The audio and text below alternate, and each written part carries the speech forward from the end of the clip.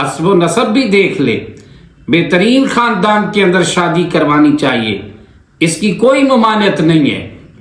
अगर मालदार हो, मालदारों के यहाँ में शादी करने में कोई ममानियत नहीं है। लेकिन असल बात ये कही गई कि जब सारे ये चारों ऑप्शन मौजूद हों, सबसे अव्वलियत दीन के रिश्ते को देनी चाहिए।